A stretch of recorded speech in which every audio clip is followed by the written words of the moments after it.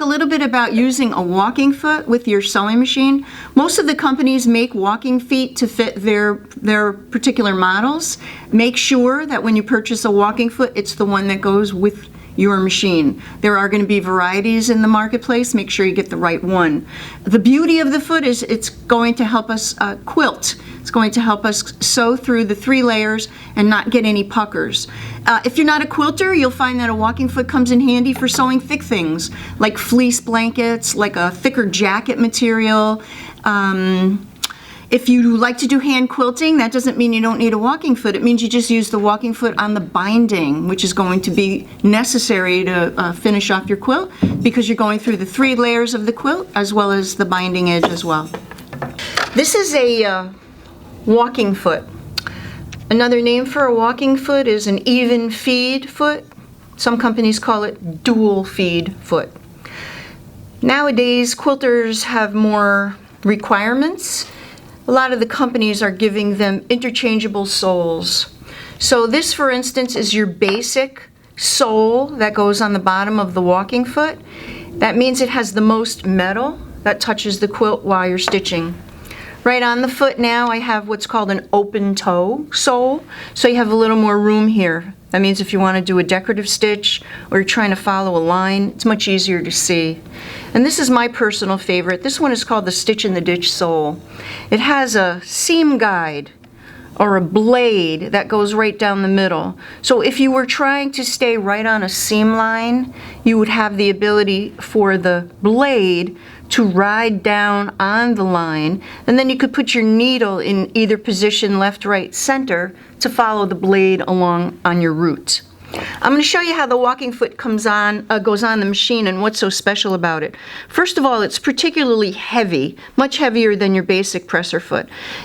Generally on the bottom you'll see something like this. These are like tire treads. Sometimes you'll see serrated sole down here, and that's going to help move the fabric along when you're working with the 3 layers. The other property of a walking foot is you're always going to have something that goes right up over the needle clamp screw. So every time the needle goes up and down, you can actually see the foot doing the little walking motion there. So I'm going to show you how it goes on. This particular machine, you don't have to do any screws, which makes life a lot easier for the quilter. We're going to drive it in from the right side. We're going to put that little fork over the needle clamp screw, and then we're going to put the foot right up on and tighten that clamp, and then it's incredibly secure. I'm going to reach over for the sandwich. So a sandwich means you have fabric on the top, fabric on the bottom, and some batting in the middle. And generally you want to use a batting that's relatively lightweight. You don't want to trick the sewing machine into having something that's way too thick. We're going to put the foot on there.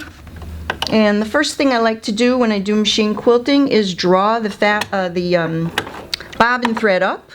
So I'm going to pull on that bobbin thread, and then I'm just going to slide it underneath the foot and kind of hold it out to the back. I always say mind your threads, otherwise you're going to be knotting them up and they won't be so attractive when it's time to look at the quilt.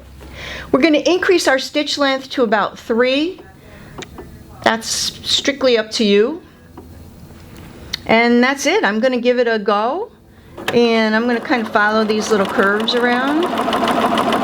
Notice my hands are far away. I say it's like riding a bicycle. You don't want to have your hands right on the surface of the quilt. Let the machine do what you're paying it to do, and especially that walking foot, which tends to be a little more expensive than a basic presser foot that you have. And that's about it. You just drive along.